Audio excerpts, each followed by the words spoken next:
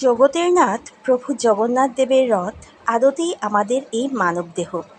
জগন্নাথ দেবের রথ ২০৬টি কাঠ দিয়ে তৈরি, যা মানব দেহের ২০৬টি হাড়ের অনুরূপ।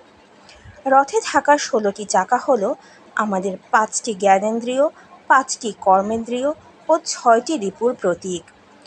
রথের রশি হল আমাদের মন, আর বুদ্ধি হল এই মানব রথের সারথি। এই দেহ রথের রথী স্বয়ং ঈশ্বর। ঈশ্বর নিজের ইচ্ছায় এই শরীরকে চালিত করেন।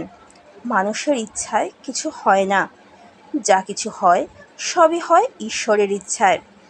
উল্টো রথের পর জগন্নাথ দেব রথ থেকে একবার নেমে গেলে ওই রথে আর ওঠেন না। তখন ওই রথ ভেঙে সব কাঠ পুড়িয়ে ভগবানের ভোগ রান্নার কাজে লাগানো হয়। তেমনি আমাদের শরীর থেকে ঈশ্বর একবার বেরিয়ে গেলে ওই শরীরের আর কোনো গুরুত্ব থাকে না, মৃত বলে ওই দেহ পুড়িয়ে দেওয়া হয়। সব কিছুর আধার সেই ঈশ্বর। এই ঈশ্বরকে পেলে আর কিছু পাওয়ার বাকি থাকে না। রথযাত্রার এই পুণ্যলগ্নে আমাদের চ্যানেলের পক্ষ থেকে প্রভু জগন্নাথ দেবের কাছে প্রার্থনা করি, হে প্রভু, আপনি জগতের মঙ্গল করুন। শুভ রথযাত্রা।